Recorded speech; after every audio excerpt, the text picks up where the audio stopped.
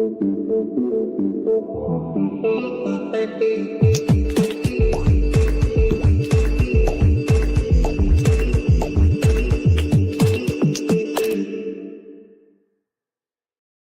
Yo! live. What is happening? Wow. What's up? Wow. Man, what that intro, I haven't seen that intro in a while. Reynolds put that together and I love it. It's groovy. It's super good. I didn't, was that the right one? I just randomly selected one. I don't know, but it said like a live stream every month. And I was like, I don't know if that's true anymore, but I think it is for bringing it back. What's up, everybody? Yeah, this is your stream, Burke. What are we doing here? What's happening? No, this is your stream. It's on your channel. Oh, it's on everybody's channel, I'm pretty sure. Did we just stream to channels? a 1,000? Hey, what's up, folks? Welcome to the stream. Today we're gonna do AI things, believe it or not. You believe it. You don't believe it. What's up, Thomas? Danilo. Jorge, what's going on? I can do that. Look at that. Boom. Boom. Ooh, Look at you go. Look at you go. Squish. Boom. Wait, boom. Are these people from multiple platforms? Like, is that why your name? Oh, no. They're from everyone's from everywhere all the time, Burke. Oh my goodness. Okay. That's Burke. People are used to the Burke train. Who's the Piebog? What's going on? Piebog? What's he doing here? Yeah, who are you people? On the VS Code team. Who are we? What are we doing? Who are we? What are we? Are we live? We are, I think. Okay, good. I'll be on my best behavior. Hey, I'm Pierce. I'm somewhat new to the VS Code team as of a couple months ago, so you'll start hearing from me a little bit on the channel, live streams, etc., blog on the VS Code stuff. So keep an eye out for my content. Hopefully, don't get too annoyed with me too quickly. But I try to be extremely online, so you might see me on Twitter, Reddit, YouTube comments, something like that. So definitely add us because I do respond. It's probably terrible for my mental health, but I'm around. Follow Pierce on Twitter. It's his retirement plan is to make money, get paid. I'm trying to I don't even know how you get paid by Twitter. What happens? You just post something and it goes viral and you get a check in the mail? Like, how does that even work? I don't know. You have to sign up for premium. That's about all I know. And I wanted, when we announced agent mode, I was like, can we do it from my Twitter so that I can get the dollars from engagement? I That got would be my eye on amazing. this new Lego set. Yeah. Yeah, my kids need some new toys. What's up, James? Who are you? James Montemagno. I showed up on this channel before, not on a live stream, but you've been here on a live stream, I think, haven't you? I don't think so. No, you never invited me. I'm not allowed. Basically, you're just like, no. There's probably a reason for that. I feel like we're about to find out what it is. Pierce and I've worked together for 13 years. Did you know that? 12 years, something like that. A long time. Did not know. I did. Yeah. I did know that because Pierce was telling me he was like 14 when he started at Xamarin or something crazy like that. Isn't that true? I was like 18. I'm 32 now, so I'm still pretty young. But yeah, James and I used to literally drive from city to city and talk about Xamarin and do workshops and fun stuff like that. Build apps together. Also driving. We built a mobile app that was like an Uber clone. So we rented a car. We're driving around Boston in the middle of the night trying to test our GPS apps. So yeah, James and I go way back. Yeah, and I'm over here in the org for our developer community. So mostly a lot of .NET stuff. So a lot of stuff happened on the .NET YouTube. But collaboration with you, Burke, and the whole team on VS Code, the Visual Studio channels, Azure channels, all the things basically. But I'm a .NET developer, tried and true. So I think folks are going to have to stick with us as we see a little bit of C# beauty in my live coding today. I'm not going to lie about it because we're going to do some vibing on some stuff. And also I think what's cool is I was telling Pierce and Burke, I'm doing some conference talks next week in Vegas, and I needed some demos really quick. And I was building some hybrid applications with .NET MAUI, one with Blazor and one with just HTML and JavaScript. And one, that's not my strong suit. My strong suit is native UI elements, C# or XAML markup. That's my strong suit, right? And I'm definitely JavaScript. That's not my jam. Blazor I'm pretty good at because it's more in my world, my wheelhouse, because I'm a client developer. But with HTML and JavaScript, I was I have no idea. And I just went into agent mode and I was hey, I want a calculator app. I want the buttons to be fancy. I want it to look really good. Go put it in the www root, just go make it happen. And then I was like, boom, got it. And then I was like, okay, also I want a history and track the history and then make it so when I enter like a number, like it goes away, but then I also can see it in real time. And I was like, cool, I got you. And like literally 30 minutes later, I had 2 full brand new applications from scratch. And like, that's what we're gonna talk about today. And on my YouTube that as well, I've been building out this coffee tracker app because as Pierce knows, Pierce is he needs a coffee spilling tracker app. Maybe there's a checkbox that we add, like did Pierce spill the coffee? But I drink a lot of coffee, roast a lot of coffee, and I've been building out an app from scratch with like databases, like the whole 9 yards as well. So a whole bunch of cool stuff, and I've just been loving it. But there's so many new features, Burke. Like I have no idea what's going on all the time. Yeah. So that was before we did the stream, we are like, well, what are we gonna do? And I was like, well, let's jump in and I'll like go through the release notes and show everybody everything that's new. But then before the stream, as we were looking at your app, James, I realized maybe we should just jump in and you start doing the thing. And then as you go along, I'll point out the stuff that's new in agent mode. And that way, people who have never seen agent mode and are like, I don't know what the heck you're talking about. Well, no, instead of me jumping into the release notes, talking about stuff that people haven't seen before. So let's do that. You want me to do that? All right, I'm gonna bring. Yeah, and David says you're old now. Pierce, you're 32. David, I don't know what that makes me, bro. Very extremely old. 32 is old. I think the fun part here is like what people need to know about me is I'm a button clicker. I'm not a mouse. I'm not a keyboard person. I'm a mouse clicker. That's my jam. Okay. Wait, what's the word? I'm a mouse clicker. I'm a mouser. I used to make this joke. So when I moved to Seattle, I worked at a company where we did like DVR hardware and software. And I was the only person on a Windows machine in Visual Studio. Everyone else is in like Vim and Linux machines. They were doing like low level stuff. And I used to make the joke that I could click the mouse faster in Visual Studio to get around than like they could code actively. Like, and that was like decades ago. Now Copilot write it faster. Do you think that argument holds up? Really? I think so. You think so? I think so. Get somebody who's like really in the Vim. We should do this. Like bring this person. I was watching somebody on Twitter the other day doing some like C++ stuff, and it was incredible. I think they were using Vim, and they were just flying. And I was like, that is amazing. And I hope that agents don't take that from us. That was the thought I had. Was, oh no. As long we can't watch Copilot do the thing. Okay. Okay. Sorry, I'm gonna derail us. Let's look at some code. I'm gonna bring it up. Boop, I'm gonna press down in the bottom. Okay, so I got 2 different apps. I want to start with the one that I've been building out from scratch completely. So like I said, I drink a lot of coffee. So I've been adding like a coffee tracker application in here with different groupings. So like I actually have a I can't spell. Ethiopian coffee. I just drank 8 ounces. Boom. Add it to a database. I can click on it. I can edit. I can delete. Inside of here, they're all grouped, right? So if I had another one, like another Ethiopian coffee, let's say another 10 ounces, add it. Boom, right? We get instant updates of coffee consumed. We get the coffee here. I can go in. I can look at stats. I'm using a chart here. A little chart and graph on here so I can see the coffee consumed over my days. And then I also have a way of tracking coffee bags. I haven't added any here, but this allows me to add like the roaster, like the coffee name, origin, some tasting notes, and I can pick like, the coffee level basically and the date and then add that in there too. So that's what I got right now. Okay. And this has been built out, I don't know, maybe like 3 hours, something like that, maybe. This is a native app, right? This is the .NET MAUI app. So like if you look at like the code in here, I'm going to pull this down.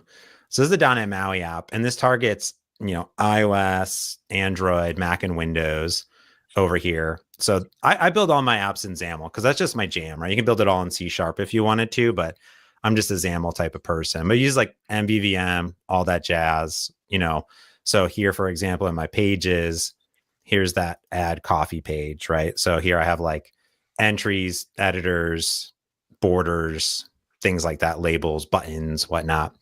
And then the code behind over here, like I have like a service. Here's my coffee service. This is using like a SQLite database, storing it on the device here, pulling it all up. storing, adding, inserting, doing all this stuff here. And then here, if I ran this on Android, it would run on Android, on emulators, on iOS. I could connect it to my Mac and then run it on iOS simulators or devices. And then so Windows wait, this would run as an iOS app? Yeah, it could be an iOS app. Yeah.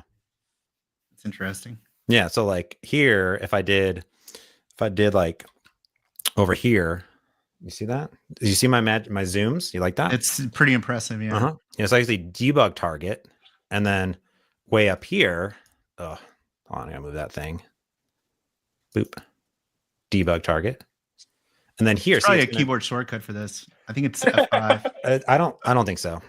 So here, this is going to be like I can build on Windows. Here's my Android emulators, and then I could like do Mac development as iOS and Mac development. So I'm on my Windows machine, so I can't really do that right now. But yes, okay, that's what I got. So what are we going to do with agent mode? First of all, yeah. What is agent mode? You mentioned you built this in 3 hours, but you didn't say how. When you say you built it, you mean Claude built it, or? I mean, I told Claude what to do, and then I iterated with Claude. I was like, hey Claude, like here's what I want to do, and here's the things I want to do. I've been using mostly 3.5 Sonnet. I started this I think before 3.7 came out, or the thinking stuff.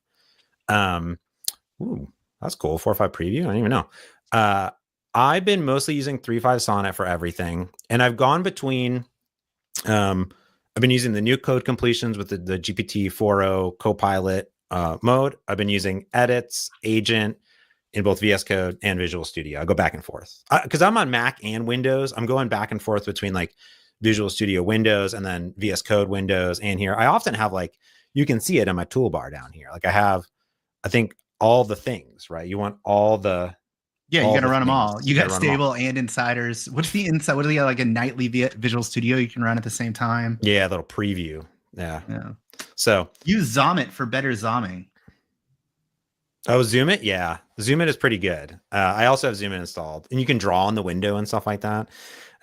Is that what Hanselman uses? I always wonder, like, is that what it is? Okay. Yeah. It's part of SysInternals, but now I think you can just get it from the store. Yeah. So I've been using it fully, all these things, and chatting these other things here. So yeah, I've been going down here. I'm in Insider, which by the way, you don't have to be an insider. It's not like a club. I don't know if you knew that. Did you know that it's not a club? It's not an exclusive club. It isn't. Well, it is an exclusive club, but all you have to do to join it is go to code.visualstudio.com/insiders and you're in. That's it. And then you get all this great stuff. That's important to note. And that your VS Code icon is green and not blue. And that's how you know you're in the right place. I'm going to share the code. This code is real. It's on my GitHub. I'm going to post a link. I'm going to send it to like everybody. You can just star that. Just bam. There you go. So look at all the messages. I just send it to everybody. Well, the first thing here is that there's edit and agent, right? And if people don't know, here's how I'm going to describe it. Okay. I also like this. This is, I don't know if people see this. There's chat. There used to be icons. Now yeah, this is new. This is a change. And James, how did you get to this view? Like, how do you open chat and edits if you don't already have it open? I click this little. So I like to click. So I go here and then. You established that. Yeah, you like the clicks. I'm a big clicker. A lot of clicking.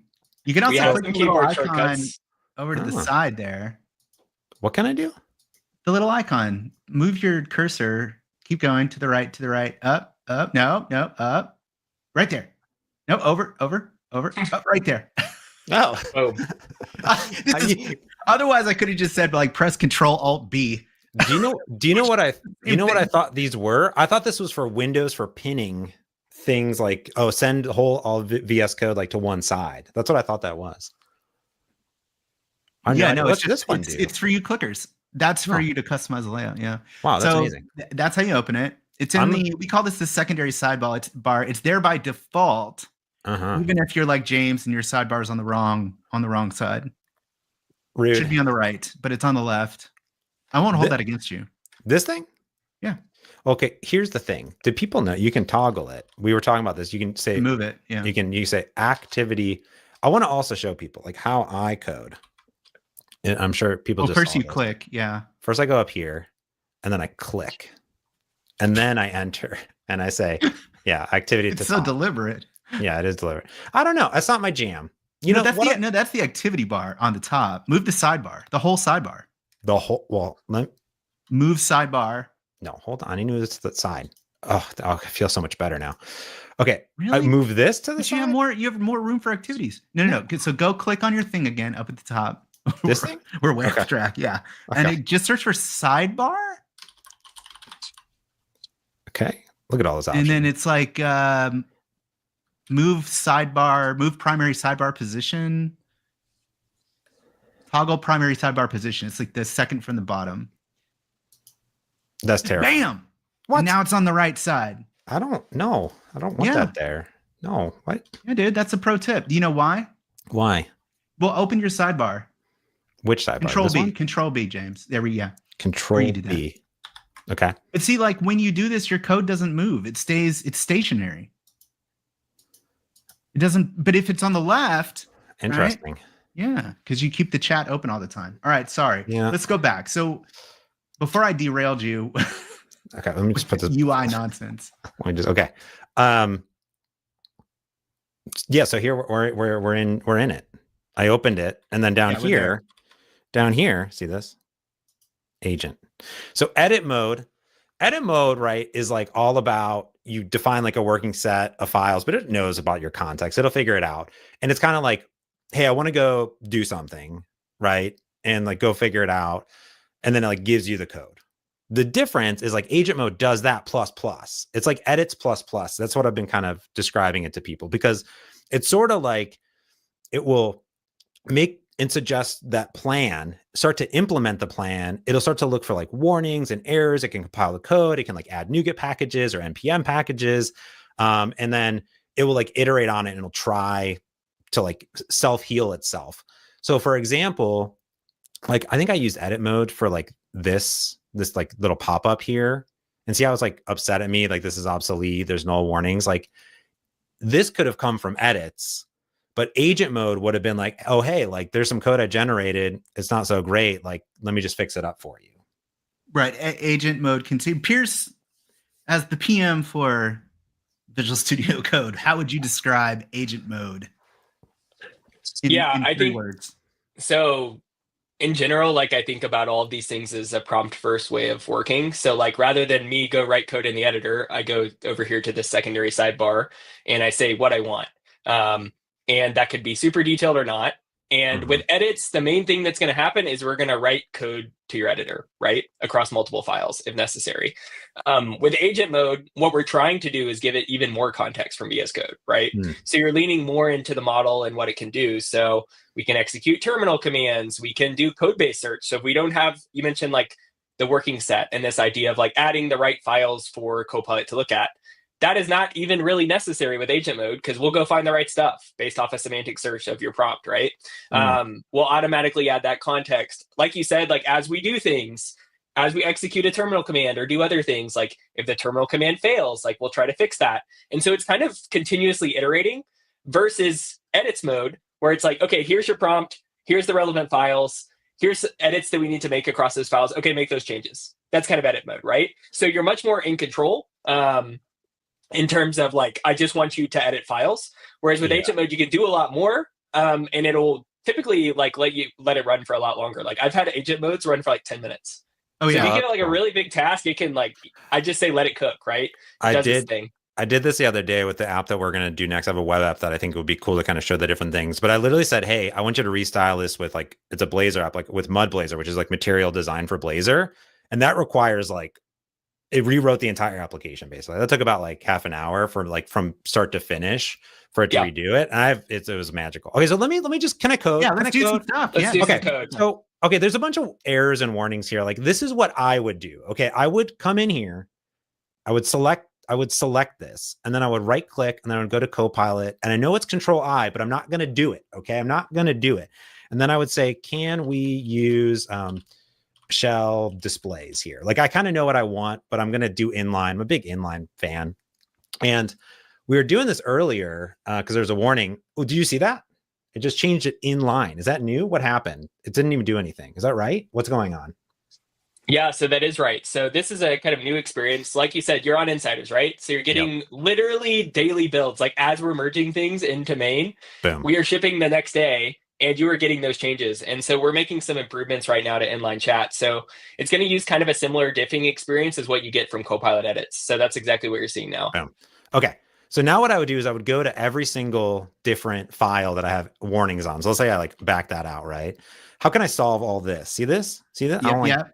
Like I would click on every single one of these and then I would try to solve it by myself. There's a couple different ways to do this. One of the ways that is you could right click on it on the actual item and say fix using Copilot. You could do that.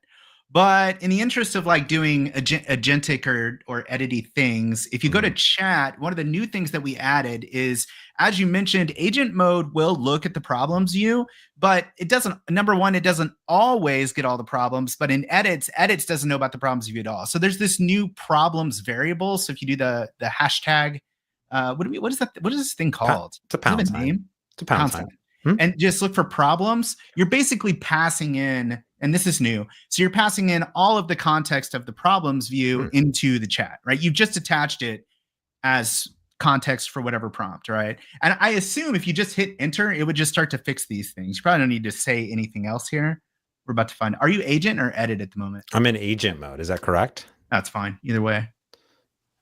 It's going to solve it for me here. Yeah. Now I picked Claude 3.5. This is the way. Yeah. This is the way. That's the right choice. Yeah. Chat, what's your favorite model? Just curious. What's your go-to? What's your daily driver? I know what mine is. I won't say it out loud. I know what Pierce's is. James appears to be... It depends what I'm doing, though. Like, for logic stuff, I actually really like the OpenAI models. Like, if I'm brainstorming with Copilot, like, it's really good with that. And for, like, design taste and code, I'm on Claude these days. So here's what's interesting is that you're seeing sort of the difference between agent mode and edits. Is that you can see edits would have just gone through and made the changes, and if the problems were still there, problems still existed, then they would have still been there, right? And agent mode just iterates. It sees there's problems and it just keeps going, right? And it's just going to iterate until it gets to a point where it's error free. Yeah, I want to point that out here is like, so what happened? This is really neat. So it's like, hey, it's using these obsoleted methods, and there's also possible null exception. So those are the problems, right? I don't know, it's still doing stuff. And it's going to fix it. And then it made a bunch of edits, and then it made more edits basically. And it was like, hey, I tried to do it on the window, let me fix it. And it's going to add it on the page. And then it did it. Now it looks like it's all solved. Are you error free now? Looks like I'm error free. Yeah, well, that's so cool. If you were in edits mode, it wouldn't have iterated like this, right? Like it noticed after the initial round, there was still one more error, and then it made another edit and it fixed it. And now it's saying it should be all good now. Yeah. Okay, cool. And then I just say, now I can review, I guess, all the changes. I could go through this and be like, okay, oh, there's multiple things. Oh, crazy. Whoa. It did a bunch of other stuff too. Oh, crazy. That's neat. It actually changed this code. This is something that's of interest here too. Is it like, what did it do? Oh, wow. It used primary constructors. It used new C# features on there. So here's what's interesting is wow, this is crazy. Okay. Cause I just said problems, right? But the interesting part is that my assumption is there was some like warning or some recommendation that it looked at. And here I've created a public constructor, but if you look at this. Oh, it's a thing of beauty. Look at this. The hint about using primary constructor was already properly addressed. So like what it did is when it analyzed this, it was like, hey, there was a hint somewhere. I didn't even know where. I didn't even see it to use the primary constructor. So I had created a constructor, but in C# must have been the problems. Yeah, it must have been something the compiler was saying was recommending. So that was just like a pro tip. So here it's actually edited this, used the new C# features of primary constructors and passed it in. Wild. Dope. And then it did. This is actually a good way of doing this, is it did this. Now here's what I want to do. So if we look at this, I want to point out that it copied and pasted the code in two places, right? Because I have these two pop-ups. Okay, watch this. can we update this code to create a helper method to get the page from the window? I have no idea. I'm just gonna go. I'm a big voice to text type of person. You know what I mean? Yeah. Would Pierce use the speech a lot? I know some people really like it. I don't. I generally type just because I like that more. That's old school, man. It depends. Like, I think when I'm kind of just like, vibe coding, I'm like, just like, maybe do this or maybe do that. And I'm kind of like rambling over the speech stuff. But if I have something super like fixed I want to do, then I'm probably typing. Okay, I'm going to see what it does. I think I see mostly Claude here from chat in terms of their favorite model. I did see a 4.0, Claude 3.7, 3.7, until it stops working, and then I go 4.0. That's rate limits, Pierce. Mm-hmm. When are you going to stop rate limiting people?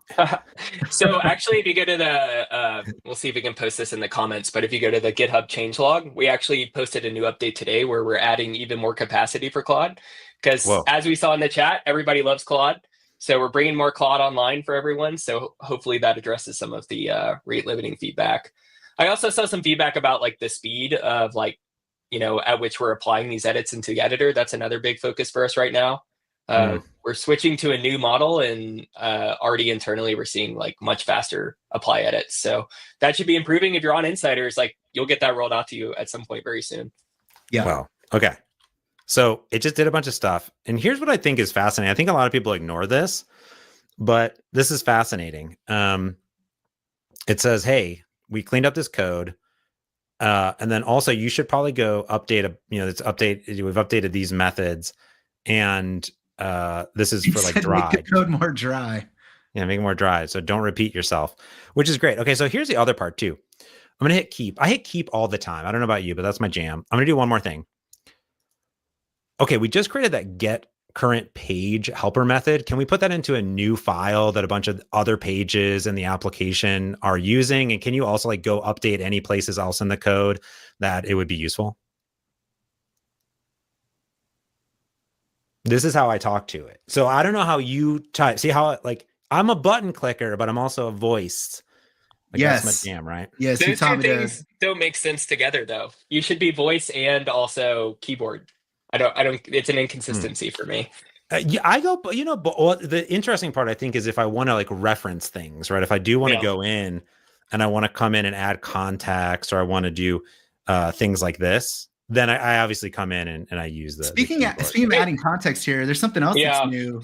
If you hit that pound again, like, by the way, chat, like pound is your friend here. Let me show you. Like, I don't know if you know this, James, you can attach like specific symbols as prompts. So that sim right there, if you hit that pound sim, and it pops up in a menu of all the symbols that you've got, and you can just start searching through and find, did it do it? I can't, your magnifier is all I can see. So magnified. Sim, I'm going to do normal. Boom. And then you just start looking for a symbol. So type like delete coffee, right? Like, and it's just searching across your code base. So you can just pull out specific functions or classes. So that's super powerful. One we just shipped is, what's the one we just shipped, Pierce? I don't know. You just put me on the spot. I lost track. We shipped a bunch of them. So there is something I want to call out here that's new, based off what you're seeing. If you go away from the pound for a second, and you click the, like, see how we're searching the code base? We have 70 results here, and we're kind of iterating on what we actually need in terms of context to make this edit. So you can actually expand that down now. So you can click that. Yeah. And you can see like all the results we have. And so we're doing like a semantic search based off what we think we need on your prompt. If we don't get what we're looking for, we'll do another search. That's what just happened. And then we'll use that to kind of inform the future edits. And so that's like something cool that agent mode is doing that you wouldn't get in regular edits mode. Oh, that's cool. And then this one, it redid it again, and now it found 82 results. Exactly. Yeah. Oh, and so this is great for like really big code bases where like, maybe things are spread across multiple files and it's unwieldy to manually add them to as context. Oh, look at that.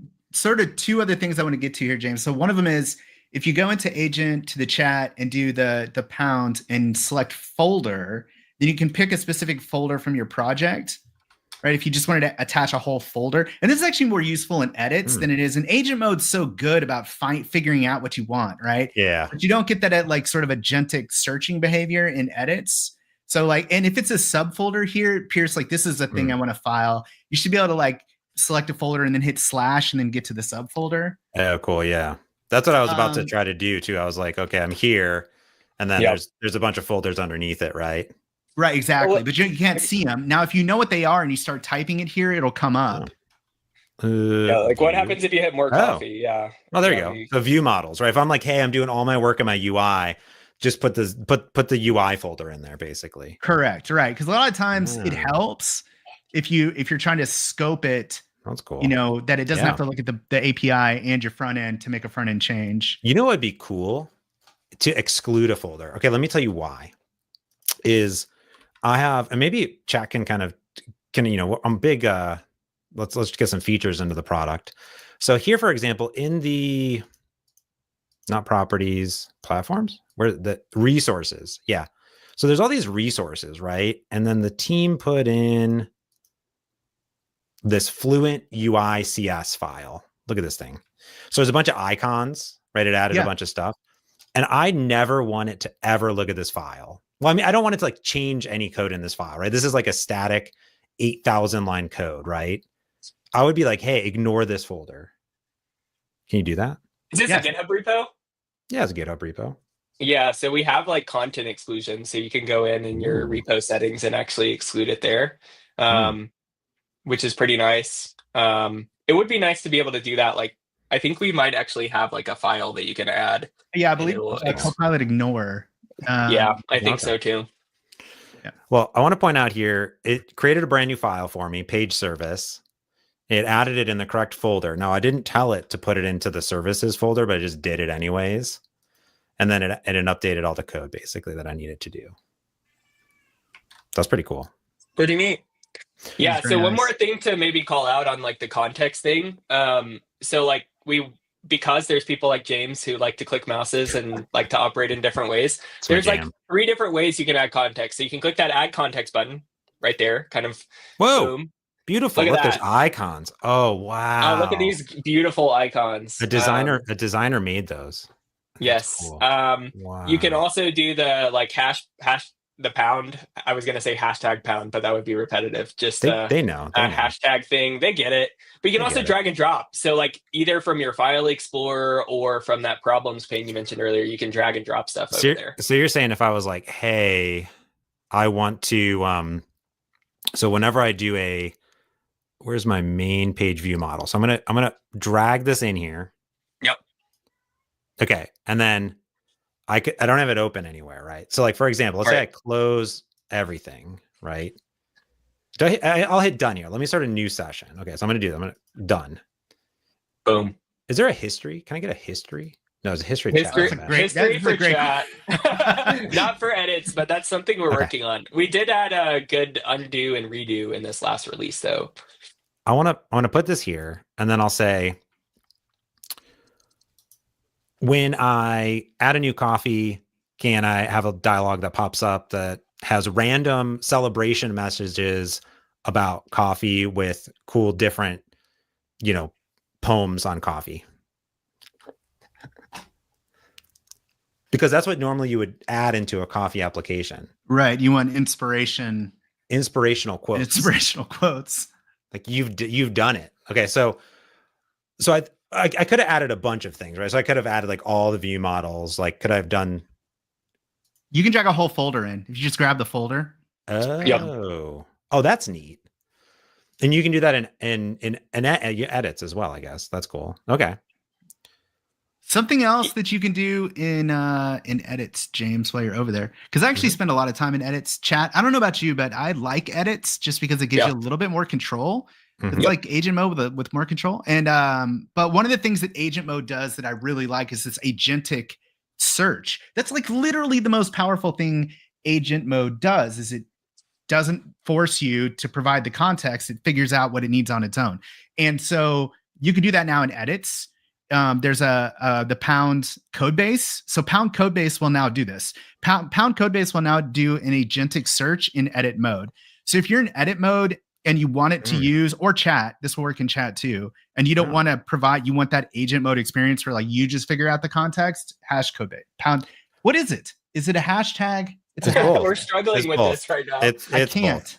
Both. Everyone would call it a hashtag, but it is a pound symbol officially. Like Tim that's the Hewer is actual- here, by the way. I just noticed in the chat. Ask, in honor of Tim, ask Copilot to convert this whole project to Silverlight. Ooh. Speaking of chat, there was an interesting comment, like our chat and edit's going to be unified. So admittedly, as a PM, it is a little unwieldy. You know, we're in this secondary sidebar. We have chat, we have edits, we have edit mode, we have agent, like this drop down here. It's kind of like a UX design is my passion moment for us of like, well, it's kind of confusing all these different things. So we are going to try to unify these into like a single UX and make it a little less unwieldy. Because I don't know about you, like sometimes I forget, like I'm in a certain mode. Like I'll be in chat and I'm like, thought I was in the agent mode or something like that. Oh, yeah. So we're going to try to make that better in our next release. So James, are we building so we can like see some of the? Yeah, I'm changes that actually you've done? building. We've written a bunch of code, and now I'm actually going to. So we solved some problems. We added some new features. I didn't look at the code. I just blindly accepted it. I think. Yeah, that's vibe coding. That's literally, isn't that That's vibe vibe coding, coding. right, chat? You just, Yep. See if it it's on compiles. vibes, right? Yeah. You're just like, I don't know, it feels right. Cool. Okay, so I'm going to add a coffee. So I have more. I'll do a Kenya in here. Let's do 10 ounces. Add coffee. Whoa, hey, life happens. Boom. Coffee helps. One more delicious cup to brighten your day. Oh, thanks. Oh, I like that I had a thanks. on it. Wait, is that I mean, that's not coming from an AI, right? That's just like a static, like you No. get the same message every. Wait, no, add another coffee, and I want to see if you get. Oh, it gave you a bunch. some to choose from. Yeah. No, it does them randomly. Like I told it to do random, right? So like if I did, let's say like I accidentally drank more Kenya coffee on the 3rd. Boop. Coffee because adulting is hard. Sip, savor, conquer the day. Thanks. That sounds like something you'd. It's put like on a a TJ sign. Maxx like sign. Yeah, Like, I don't know and if then you you guys put it in get a your TJ kitchen. Maxx. Like my mom loves signs like that, like live, laugh, love. You know that Yeah. sort of Yep. thing. So there's a question here, Pierce, because we're answering all the hard questions. Before the stream, I was like, Pierce, can we ask all the hard questions? He's like, yeah, ask Yeah, them all. let's lean in. Yep. let's do Okay. it. When are we going to let people bring their own model? Yeah, I think that's something we're looking at right now. Trying to figure out the best way to do it. Like we have a lot of different entry points, right? We have chat, we have edits, we have agent mode, we have completions, we have next edit suggestions, right? And so we're trying to figure out like if we open it up, like how would all that work and making sure that it all works well on whatever model you bring. But we know that like I know for me, like the model that I pick makes a huge difference on the quality of code that I get. And so we want to give people choice. So that's definitely on a roadmap to try and address is like bring your own model, whether that's like I want to use my own OpenAI or Anthropic or GCP endpoint for a model, or I want to use a local model. That's definitely something we're looking at right now. Extensibility. I saw that in the chat too. Yeah. And somebody so- asked about MCP earlier as well. If you want to just throw all the. All the Yeah, 3 so letter acronyms. MCP, for those who don't know, is like a protocol introduced by Anthropic called Model Context Protocol. And it's basically a way for people to plug into what these models do, because like an obvious limitation is like the model can only do what it's trained on, right? And so this is another way to either give the model more context or to let the model take actions, like some of the things you saw inside of the built-in things that we already support in agent mode in VS Code. So we are looking at extensibility, both MCP, and we actually already have some extensibility for Copilot inside of VS Code via our language model API. So like if you're an extension author and you want to like use AI somewhere and the language models provided by Copilot, you don't have to go stand up your own LLM. You can actually use the LLM that we provide in VS Code. And as long as the user has a Copilot subscription, including Copilot free, it'll work. And then you can also build chat participants. So like what we're looking at now is like that agent mode that we saw earlier. Like you could imagine plugging in other cool things like, hey, I want you to deploy this to the cloud for me, like just figure it out. Like the example I've been using a lot internally is like Stripe. Like with something like agent mode today, I could add the UI code so that I could add payments to my app. But like you can imagine like agent mode also being able to go set up all the payments infrastructure for me just from a prompt in agent mode. So that's also something we're looking at now. Just trying to, it's not really like a question of like, are we going to add extensibility? It's just like making sure that it works well and we nail the model, because we don't want to like constantly be shifting the API. So that's something we're looking at now. Oh, here's a good question. When will this update that we're showing go live? It is live. Yeah, I James just is have running no. daily build. I'm just running daily builds. I have like there now. I There's just built something. there's classic ding ding. Now there's I'm in Insiders. Insiders has agent mode. It has next edit suggestions. It has the new models. What about stable? Mainline blue VS Code. It has edits? Does it have next edit suggestions? It has a bunch of stuff. What's going on in there? Yeah, so we have next edit suggestions, and many of the things you showed off are available in VS Code stable. Agent mode today is only in VS Code Insiders. You used to have to go turn on a setting to use it in Insiders. Now it's on by default, but you do have to click that little like drop down like you did in the prompt thing and change from edit to agent mode. And that setting is sticky, so it will remember once you change. We're trying to get it to stable as quickly as we can, but we want to make sure that when we do that, like obviously the audience is much broader. We want to make sure we're giving everyone a great experience. So thanks for everybody on Insiders who's like giving us feedback, whether that's on Twitter. I saw some people that I've been interacting with on Twitter already in the chat, or filing issues on our repos. Like that's super helpful for us because then that helps us to make sure it's good before we put it in stable. Okay, I need help. Okay, so I'm here in my code. Now, I use this all the time. Some people are like, hey, I don't want you to generate my commit messages. I only want you to generate my commit messages. Okay. Like I never want to 100% of the time. I don't want to be typing. Okay. So I generate this. So when you're here, you can type a message. Now it refactored and it added random coffee messages.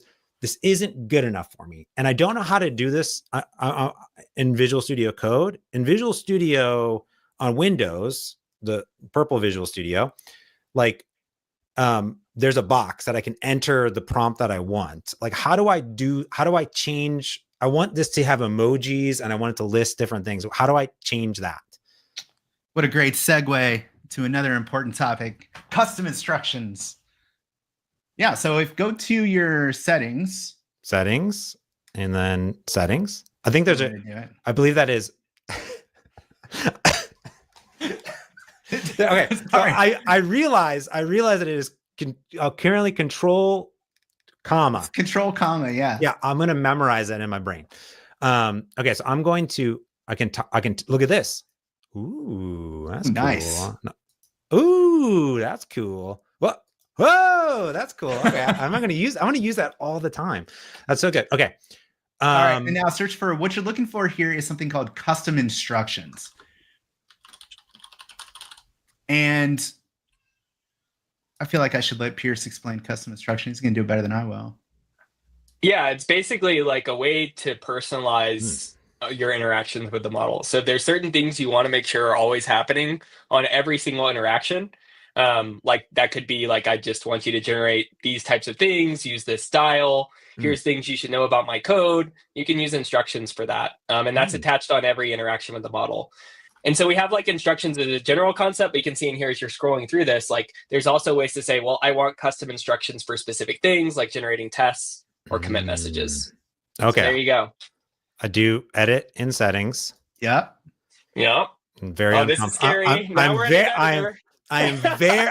am very uncomfortable right now. Okay.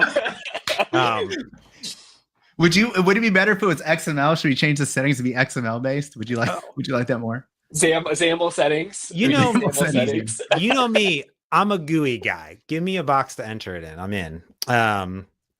Okay. So here you can pick if you want to point it at a specific file, but you can just do text as well. Okay. And then just tell it. Yeah. Okay. Oh, okay. So I can just, okay. I'm not that uncomfortable now. Okay. That was cool that it gave me IntelliSense. Ooh.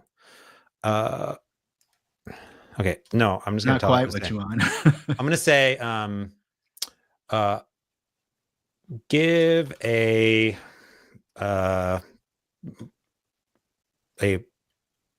multiple sentence overview of the chain. Oh, there you go. Okay. And then give me a bullet list with emoji of the top features and also sign off Mott's at the end. How's that sound? Really good. By the way, I noticed you were correcting some spelling mistakes. I generally am curious, Chad, do you also correct your spelling mistakes? One of the things that I've noticed about LLMs is that they are incredibly good at dealing with spelling mistakes. Like crazy good at dealing with transposed characters. I actually, because I do a lot of voice to text and it does a pretty good job, but it's not perfect. And I've found out that it knows it. It knows what you're doing anyway. Yeah. Okay, so I want to also point out here in my settings, where I didn't have to come into here. There is settings here. So if you did like next edit suggestions, that's in preview. You got to turn that on. NES, that's there. Yep. And then You like that also, acronym? if you go into here, there's also a button. I'm a big fan of buttons. You can You do mentioned that. change completions model. Look at that. You don't even have to go into the settings. It's there. And this is the one you want.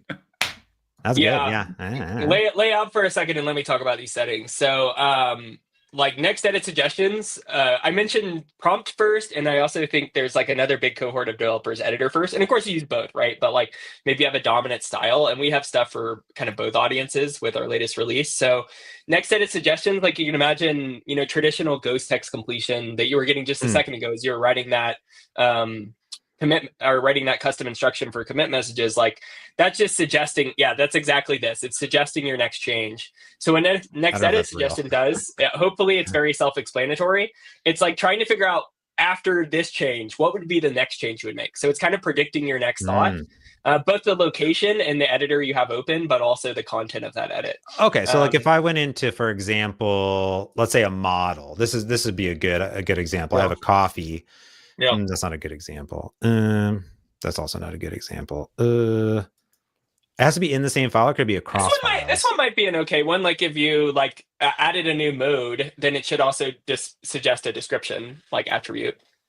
Okay. So if I go here and I go Pierce's style. Yep. Then I wait. Should kick in.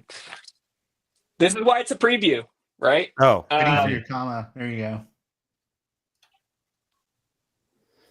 Okay. It doesn't want to cooperate. But yeah, so basically like we're looking at the kind of your history of edits here, and we're using that kind of history and also the current context to determine like where would be the next place. Okay, so if I did, let's see what this one will do. Oh, there we go. Okay, so I passed in a setting service into the constructor. Yep. It's like, hey, go do that. Yep. And you can also just use tab as well to kind of navigate to it and then accept the suggestion. You're saying I don't have to click a button. You don't. I know you're scared of the buttons, James, but you don't have to click buttons. See the little wiggle? Did you see the wiggle? Yeah, that's new too. That was a nice little animation. Like, look at that. That's some visual polish. So next edit suggestions, that actually isn't stable as well. So if you are using stable, you can also use that feature. And then for code completions, like you called out that new model, right? Yeah. This is like the biggest model upgrade we've had to completion since we like launched the product. So this is actually a model that we built internally here at Microsoft. And it's much faster than the old completions model. And also it's going to give you better contextual suggestions. So depending on what you're working on. So it does much better with C#, for example. Nice. So if you're a C# developer, you definitely should be opting into using that model. Oh, very cool. Yeah. So one of the things I learned working on that launch was that apparently all LLMs really can generate code. Right. But they're only trained on actually between 2 to 5 languages. So they only really know between 2 to 5 languages. And the rest of them, they're just really, really good at guessing. Right. Yep. Which is why if you're using them with a language like Rust or maybe like Flutter or something like that, like they're not as accurate. But this model is actually trained on 30 plus languages. So it's actually proficient. It's not guessing. It knows. Okay. So that's like the big differentiator there. Oh, okay, cool. So yeah, if I did like, let's say I did,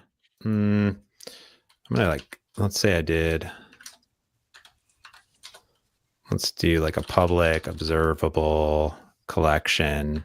Cool. And then I have chart data 3. That's good. Okay. So then if I did like,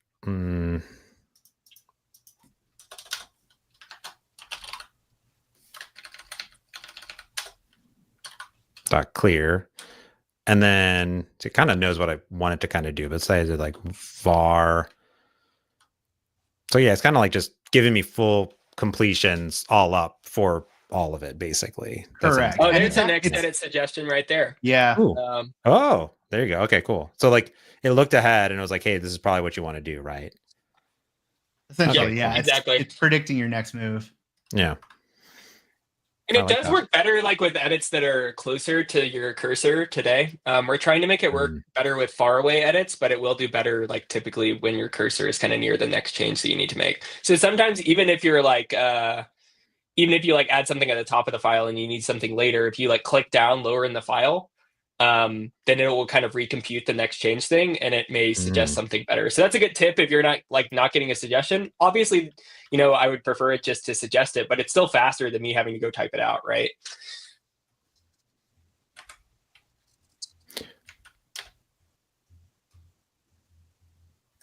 Yeah, I'm kind of interested here. So if I did like int or bool spilled, right, it's going to do false. And then this is just like code completion that's coming in, right? Yeah, this is just regular ghost text completion. There you go. And Oh, so there we now go. it's like, well, okay, you need to add a property for this, and you need to, hopefully it'll also suggest it. Like if you click down into the constructor. Okay. Oh, This I is see. what I'm saying. Yeah. So we do a much better, we're computing it based off your cursor location. So I see. That makes sense. Wherever I'm putting that, so what people maybe didn't see, and I didn't know this, so I just learned this. Okay, so I did that spilled, right? And then naturally I might come up here. Oh, what, dude, that's way better. Yes. Exactly. Yeah. So this is what I'm saying. Like Wow. sometimes it helps to move your cursor to kind of generally where you might want it, and then you can just tab along. So the Wow. reason this actually happens, like a little inside baseball for everyone on the stream, we could send everything, right? We could just ship this whole file to the model. But imagine your file is like hundreds of lines long, like then it gets very slow. And so there's a trade-off here between the quality of these next edit suggestions and like how far away we can actually give them from your current cursor and latency, right? And so we're trying to like one of the things we want to dial in and preview is like, how do we give you a super fast next edit suggestion, but also something that's like accurate? And so that's where we're kind of, playing around with this a little bit. But one thing you can do to manually trigger NES is just move your cursor like you did. That's cool. All right. Let me go see. I can regenerate it. We got our okay. Ooh. Look at there that. You go. And then signed off mods. Committing that. Always, yes. And then let's do I'm gonna publish the branch. We're doing it live. And then I'm gonna do a PR. Okay, so I think one thing that is neat. So if I do how do I pull request? Where's my I don't an have icon. Do you have GitHub pull request and issues installed? Oh no. Okay, so I need to pull request. GHPRI. Ooh, look at that. It figured it out. Pre-release? Of course. Tyrell. Okay, so I did. Oh, thank goodness. I was like, where's the button at? Okay, so I do the pull request. Now, here's what I've noticed is that I'll zoom out a little bit. So it pre-fills because I only had one commit, right? And it just like did it for me automatically. But I would want to generate it again, right? Because it's a pull request. That's the commit. And then it did it as well. So, but I can customize that as well too, right? Correct. Okay. I believe. Do we have pull request customization instructions? Settings? I said yes, but I'm actually not sure. Let me check. Instructions? I'll just check. I'm doing it live. Yeah, but I can get there faster because I'm using the keyboard. Nope. There you go. I'm there. Text. Dang it. You did beat me. Maybe you're right. Maybe you're faster than this guy on Twitter. Do make the title brief, but then give me 2 sentences and a grid of changes in Markdown of all the files with emoji and descriptions. Dude, can it do that? I've not. Let's find Great out. thing about AI is no one knows. Sure, why not? It totally did. Whoa, look at that. It's beautiful. See, that's what I'm talking about. Create. Can you preview from here? I don't guess you can you? No, I wish you could. That's a good suggestion. So one thing I didn't do. Oh, see, I messed it up. Can I go back? Oh, I can't do it.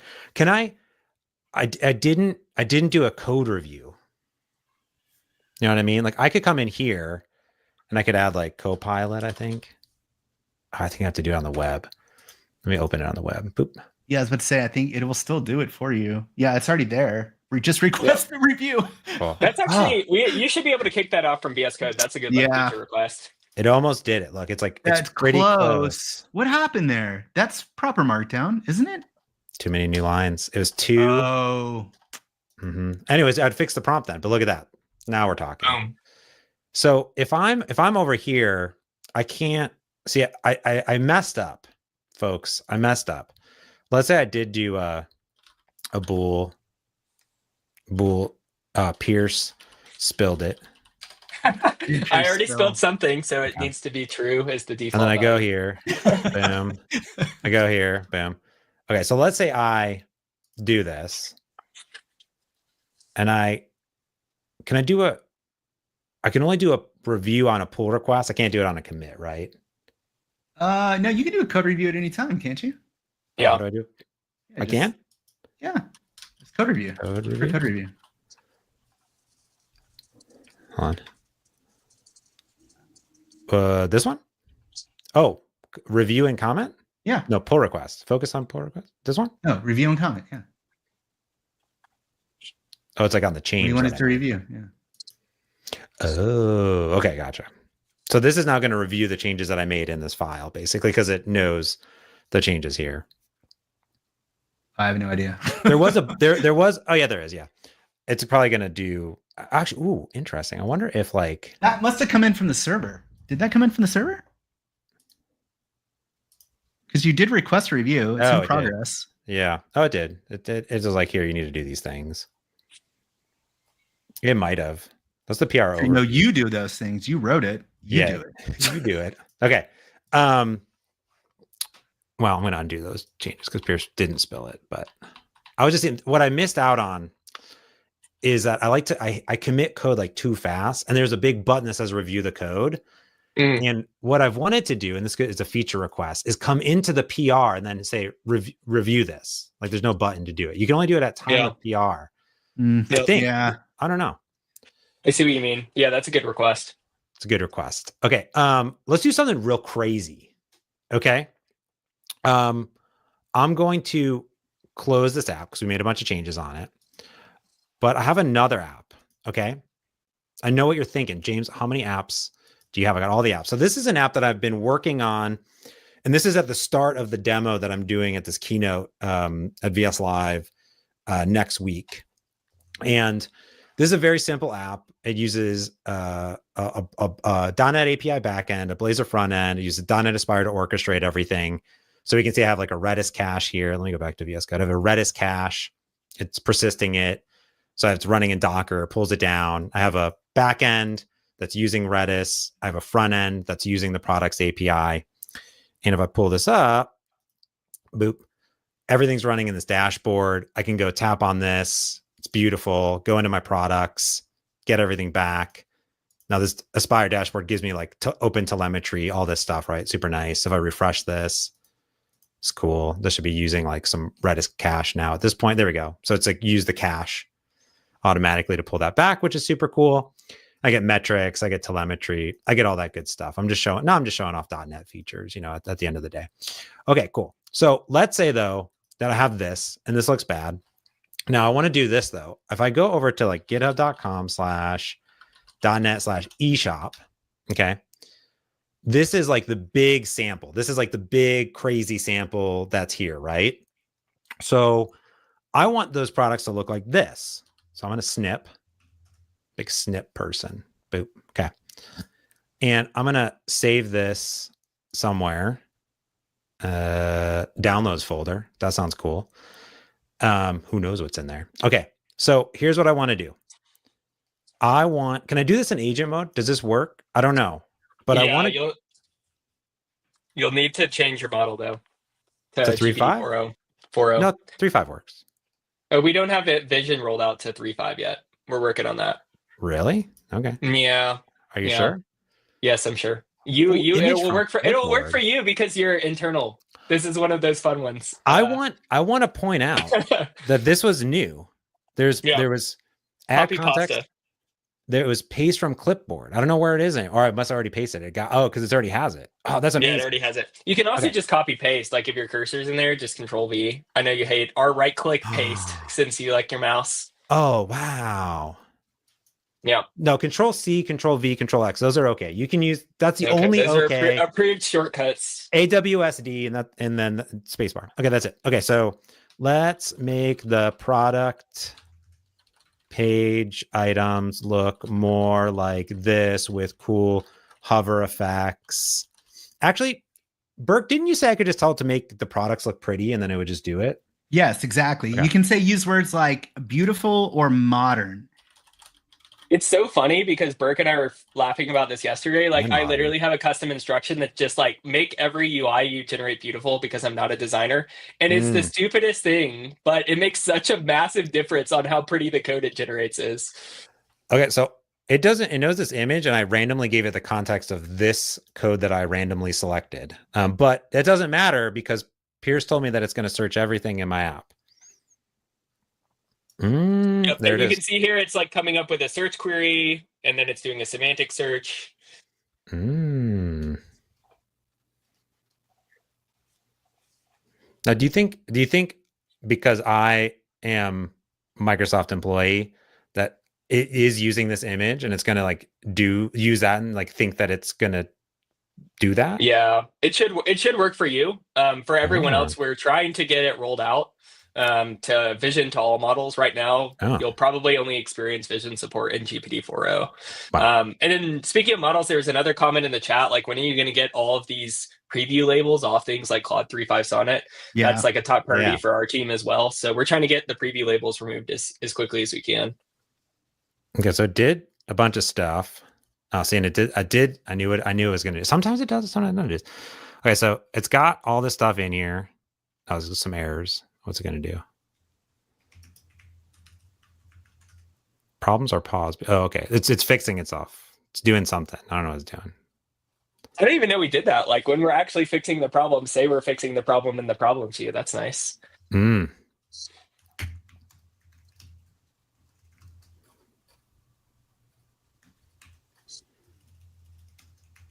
Oh, it rewrote a bunch of. I don't know what it did. It rewrote a bunch of code. That's for sure.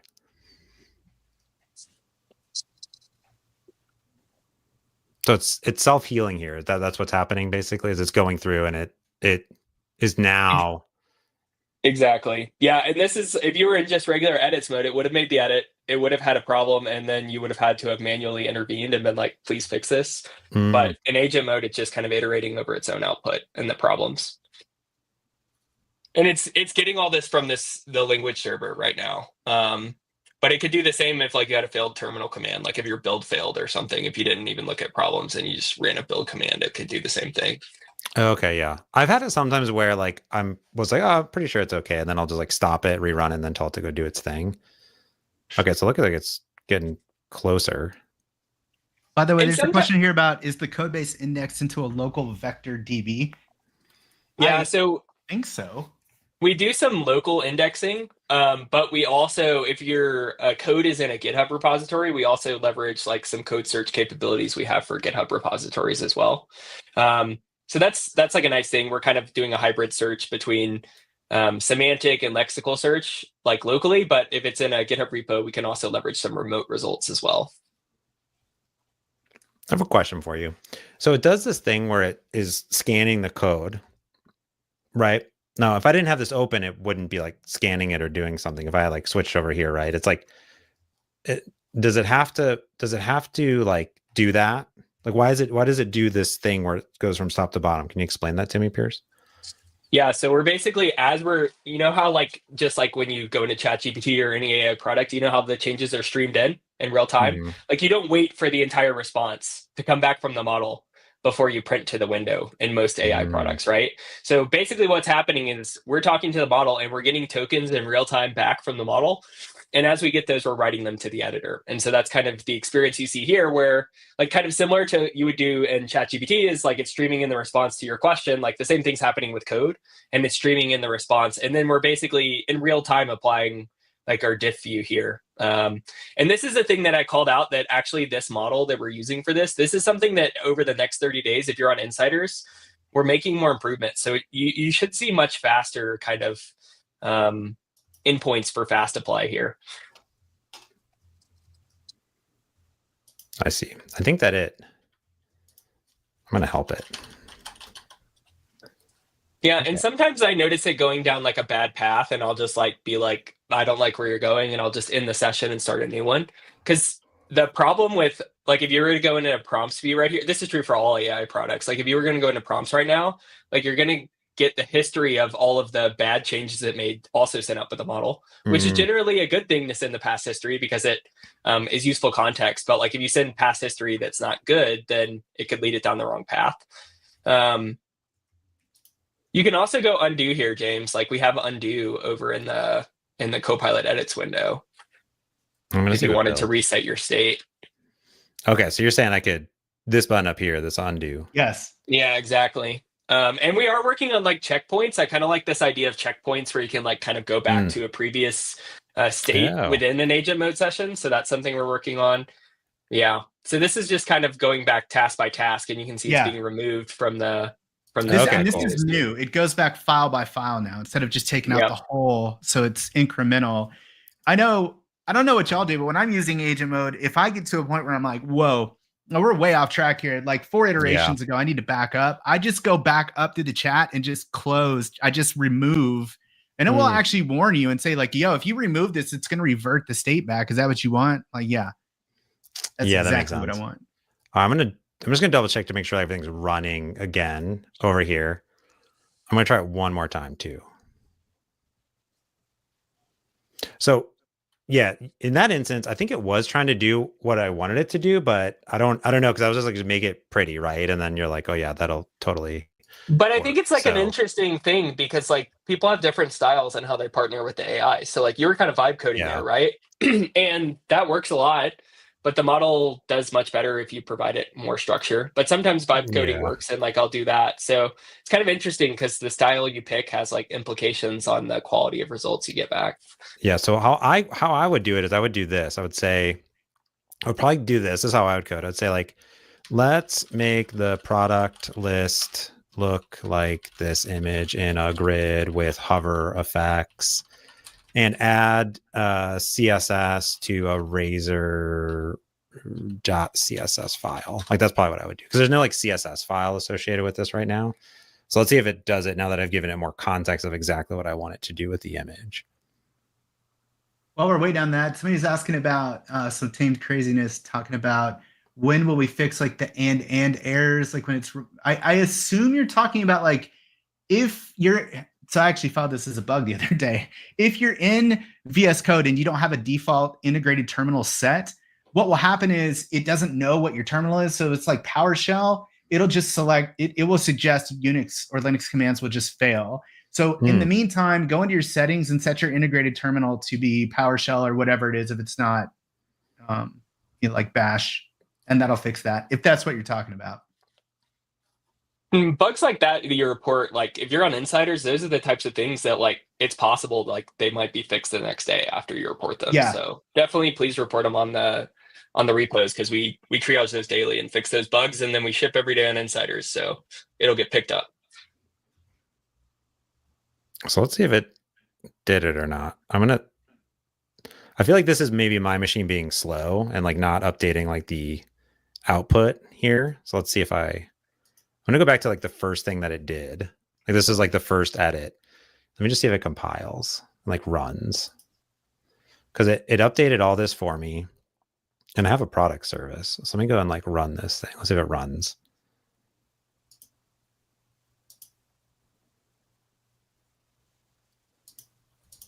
Oh, I should probably keep these changes. Perfect. Okay. Is there a best practice on hitting keep or done, Pierce? Like, yeah, I'd hit what's keep our all the recommendation time. then? I think done is when you want to end the session fully. Pierce is on mute, I think. Classic. I mean, classic. No. Like I started responding and I was on mute. Did it do it? Yeah, it did. It's fine. It's perfect.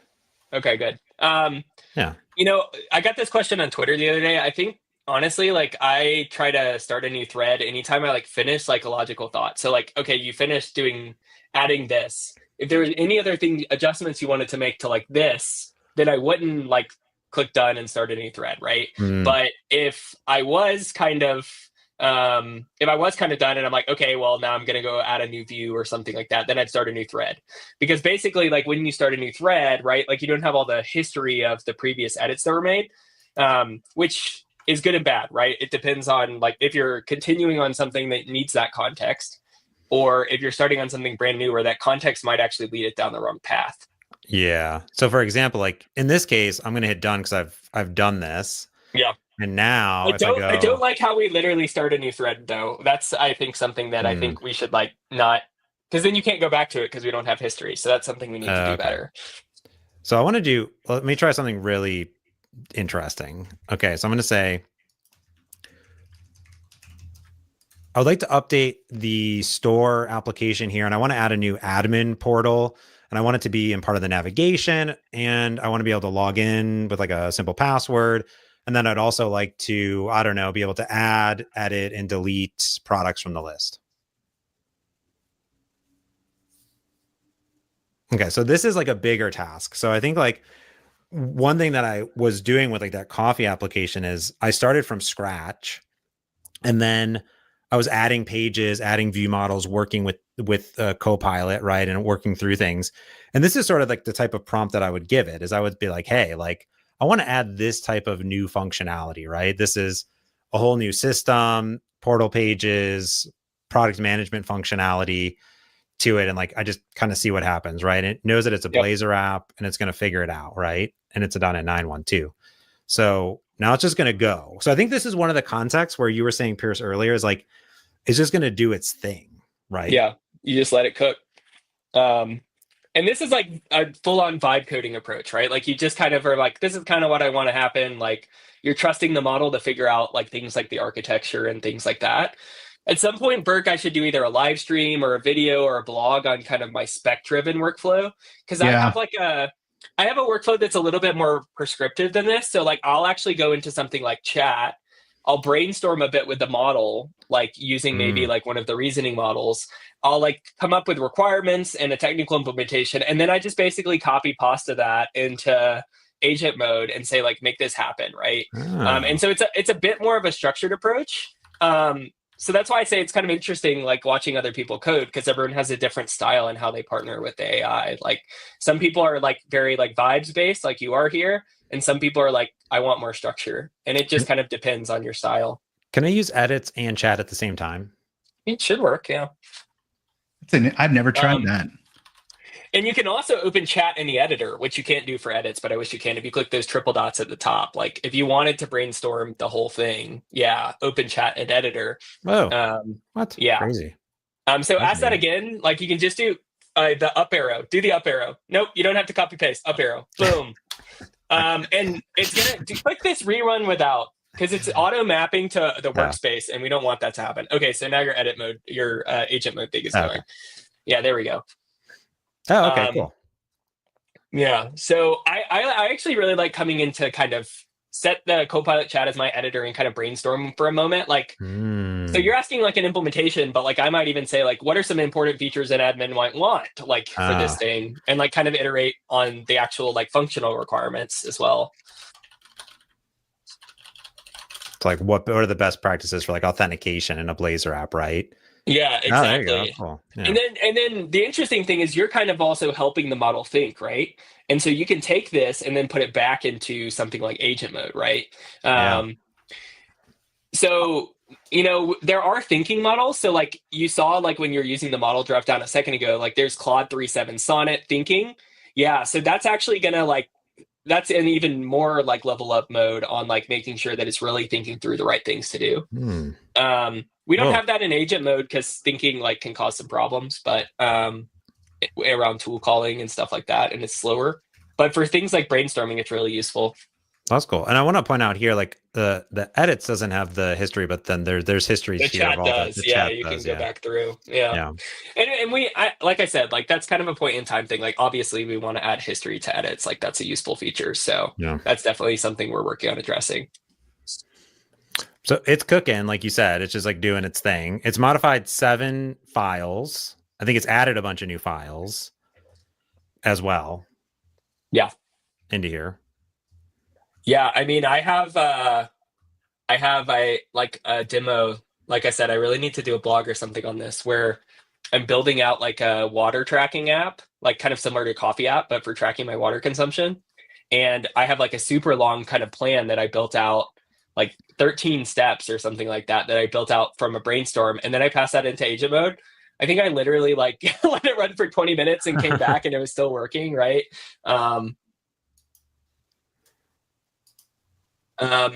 Request for opening either the chat or the edits in a new window. I think that's a great thing. Like I would love to have, I mean, honestly, I like will just ask chat things also unrelated to my project quite often. So being able to pop that out as like a separate window would be nice. So I agree with that feedback. So one of the questions here, Pierce, is like another inside baseball thing. Is like, how do token limits work with agents? Especially as the context window grows, right? Like let's look at the whole conversation. At some point, isn't this just massive? Like, how does this all work? Yeah. So basically when you prompt something, right, we send the prompt, and then we may also send other things like relevant files, other context we find, past conversation history if you're in a thread, and we send that up to the model. And every model has differing context windows, so the amount of tokens we can pass in. And so we try to utilize those things effectively. And what I mean by that is like, you would think like, when I first started learning about this stuff, I was like, well, if you just throw more context at it, it does a better job. But that actually isn't always true, right? Because then you're just giving it more things it could possibly mess up on. And so there's kind of this fine balance of like sending the right relevant context, but not just sending everything.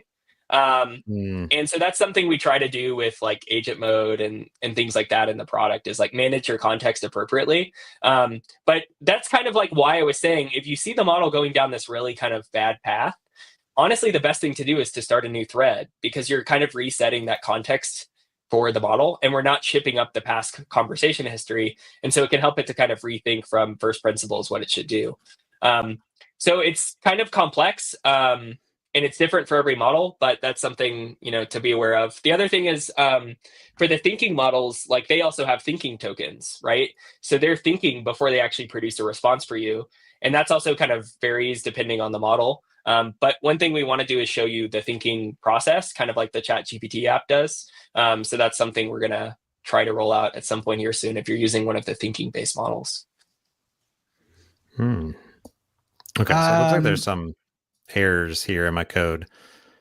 Yeah, you got some errors. So one of the things there on the context as well, chat, is that over there in the bottom right-hand corner, I know, James, it's like trying to do work and we're... But no, just you guys below, talk. I'm vibe coding over here. You're vibing. You keep vibing. vibing. So if you go down, James, take your giant mouse cursor. Why is that thing so big? So everyone can see it. Oh, okay. Is that like how'd you do that? So you can do like mouse pointer size, and then you can like you make crank it all the way up. How big will it get? And then you can also do different colors. Can you do that on Mac or only on Windows? You have to install an app for that on Mac? I think on Mac you have to install an app, but yeah, I usually do like 3, and then usually orange. Is this like a power toy or it's built in? Just built into Windows, yeah. Okay. Okay. Can you make your mouse your face? Yeah. Can you add an image as the mouse? Yeah. Can you make it like change his face as the mouse? That would be amazing. I don't think so, no. We need to tell Clint to make a power toy for that. Yeah, great. I was adding a power toy because I want to be like the first person to add a contrib to power toys, all generated by AI. All right, so down there in the right-hand corner, James, there's a Copilot face. This one. Yeah, and if you're a free user, when you click on that, you'll now see your usage here, right? So you'll know how close you are to hitting the limits, since free users are capped, which is really nice. Yeah. Gotcha. But I'm a pro, so I don't see it. You don't see it. Oh, that's cool. Yeah. That's nice though. But it's nice because like one of the common feedbacks we got after we launched the free plan is like, well, how do I actually know where I'm at relative to like the quotas that we have for our free plans? So we give you more visibility now, which is a nice touch, like Burke said. I think I turned on something. Now my VS Code, whenever I click on something, it's making sounds. What's happening here? You guys can't hear it, but I click on this, it goes, ba-dum. You turn on Did I do something? Yeah, they're called it's an accessibility thing. It's called I must have it says Extreme Reader. Do you want to enable? Oh, I'll say no. Okay. Whoa. Interesting.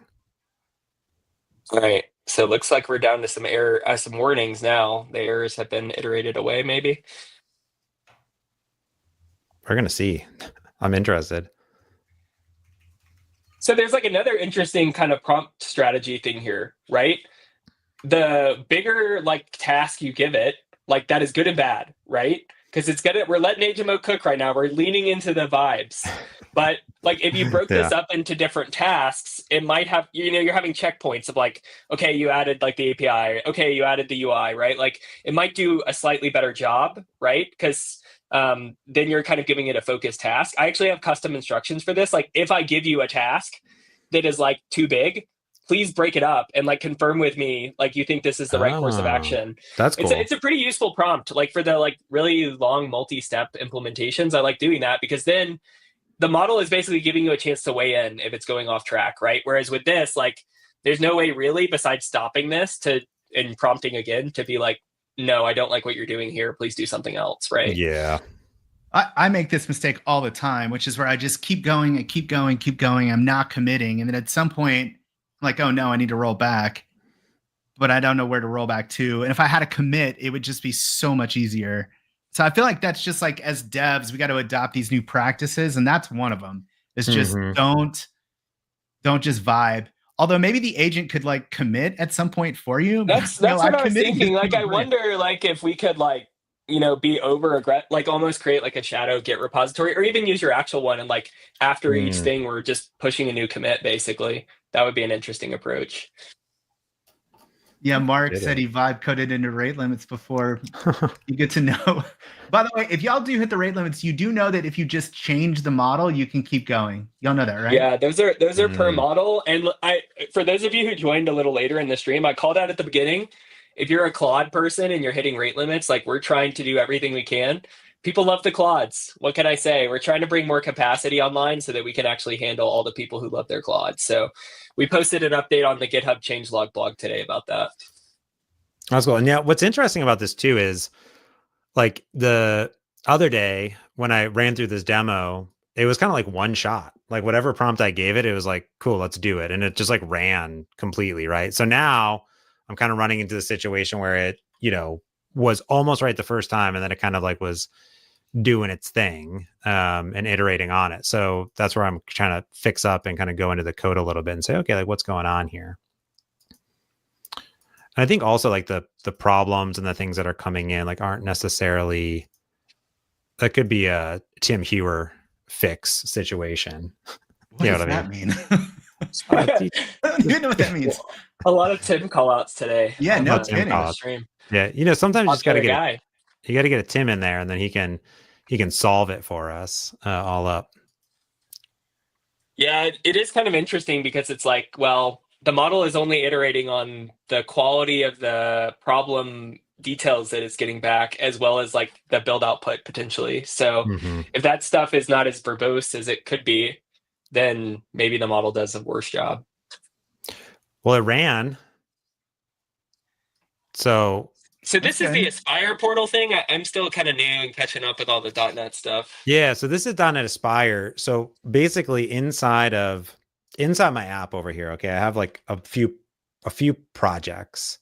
This is with the C# dev kit. So I get this nice little solution explorer. I still have my files. They're down here. Don't worry. But like .NET developers, we love like solution explorer files. And I can see like my dependencies and NuGet and frameworks and all that stuff, which is cool. So I have a products backend, a store front end, and then I have these service defaults that get added to all the projects. So like open telemetry, health check, service discovery, resiliency, things like that automatically, which are really cool. And then you have the app host. So instead of like doing multiple, like a launch JSON that like launches all the different projects and does all the things, the app host helps you orchestrate all that together and third-party integrations, like in this case, Redis cache, right? So I have a Redis cache, I have Redis Commander, I have like lifetime persistent, so it'll stay up when I stop my app. And then I'm basically saying, hey, orchestrate instead of, doing like a, let's say a Docker Compose file, you're doing it in code. So you're saying, hey, this project products is my API. It's going to use Redis, wait for it to start up. And then also I have a store front end that's going to use the API, wait for it to start up. So it'll kind of do this chain. Interesting. And then if the container isn't downloaded in Docker or Podman, it'll download that container image, start up for you automatically. And then it'll wait to start the back end for Redis to start, and then the front end for the back end to start automatically on your machine, which is cool. Yeah. So that portal thing you got, like that just built in?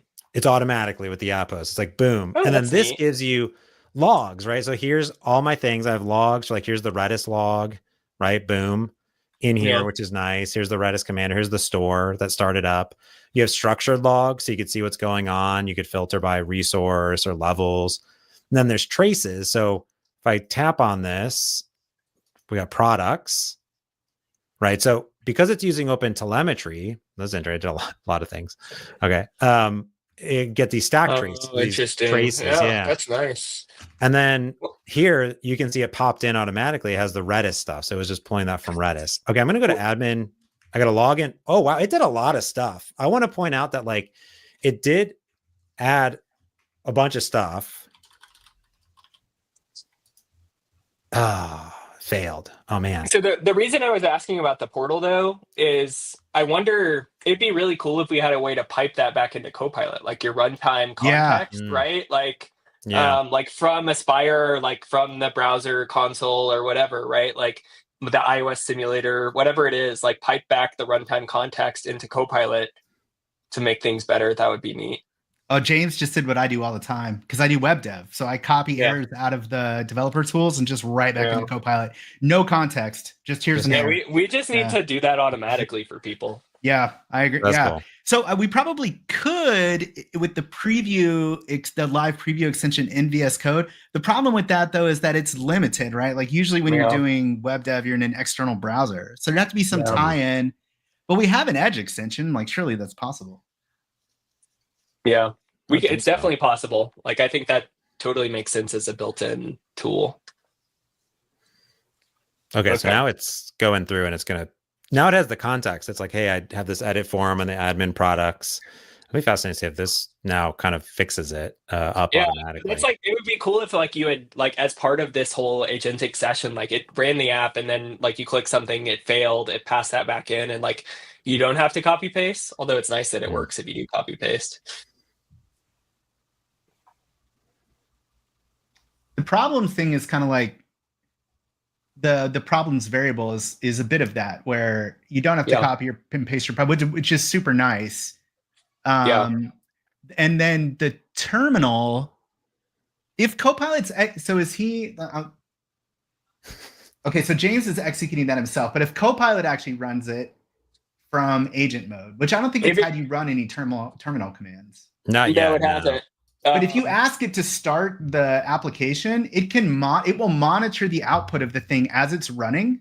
Yep. I think if you boot it from terminal, if it's actually printing back to the terminal some of these logs, it might not be, by the way, unless you're in a super verbose mode.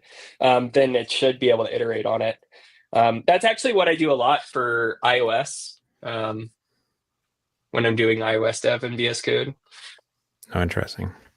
It might be actually. Like I bet if I opened it up, it might. Let's look because you're in the debug console view, not actually the terminal output. But like, I wonder, like, what was actually being printed to terminal. Well, we're not running it from terminal, so it's impossible to know. But no, that's true. Well, there is. I was gonna say like I bet the debug log, like there's like all the logs from here, right? And then they'd all be coming in automatically. So I bet that error was there. Is there like a Aspire like CLI thing to print like some of these things back to the console? Because that would be like the magic sauce to get it to work today. Yeah, I don't know what the password is. Oh, no. No one ever knows their passwords anymore. Oh no. Okay. Should have used a passkey. I should have used a passkey. Well, it told me before. Let me see what it's doing. Can I just ask it what is the password? ? Also, I have to go soon, y'all, because I got to put my kids down for a nap.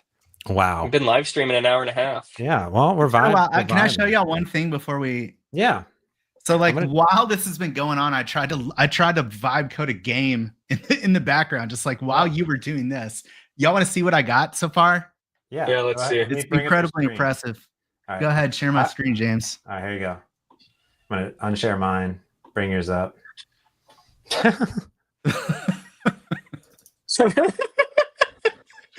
This is amazing. I mean, this is half the fun, right? Wait, hold on. So the whole thing, I told it to make a game like Doodle Jump, but it's having trouble with the positioning of the initial platform. Sorry about the corgi. I don't know why it decided to. I mean, it kind of works, but I don't know. There you go. That's what I've been doing. That was pretty good. Started paying attention. That's pretty. I mean, this is pretty good. You're just vibe coding your way into this, right? Like that's not bad. Yep. All right. I'll do one thing here. So like I'll bring up my screen again. So I did do this. I swear I had it working. So I'm gonna switch my branch over here. So I'm gonna do something. I'm gonna switch my branch. I have it here, which is admin AI. So I'm gonna force check out. I'm just gonna get rid of all my files.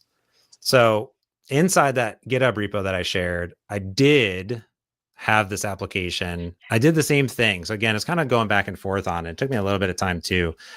I think if I told it to put it all on the same page, it probably would have worked. But yeah, I did this the other day. That's why I wanted to kind of like go through in the agent mode. But the agent mode is always changing, right? The models are always changing and stuff are happening all the time. So I was here and I have more stuff running now. So it's going to wait for this to open up. So now let's see if this does it. Okay, so I had the products that we had before, and then I did have an admin page. So this is what it generated for me like 2 days ago, and then login. So it actually did it. This is what it did like a few days ago, which is great. And it did the whole thing automatically for me. So we were really close. I felt like I had the password, and I was asking it the password, and we were right there on the cusp of it because it added all those files. But this is basically what it did for me the other day. So we're so close to getting it there. So. But sometimes you gotta risk it when you're vibe coding, guys. Well, we've been going for a while. Pierce has got to get the kiddos down. Chat's been with us through all of it. I recognize some folks here from Twitter. Fernando, what's up? How's it going? Rowan, thanks for staying through. Jeremy, we all know Jeremy. Surly Dev, yeah, that game's not going to Steam. I should just throw it out there though, right? I'll finish up anyway. Y'all, listen, vibe code something this afternoon. Build something. Yeah. See how it goes. Now you know what we know about agent mode. Thanks for being with us. Thank you, James, for all your clicking. I appreciate that. You're welcome. And thanks for helping me get my commit messages all set up. I'm very happy about it. All right, Pierce, thank you for being here as well and answering all the questions. We were as honest and forthright as I think we've ever been on this stream, which is nice. I enjoyed it. Yeah. All right. Yeah, it was great. Thanks, we'll do it again soon. Maybe not. We'll see. We'll see. That's it. We're gonna end the stream. Bye. Yeah. Bye.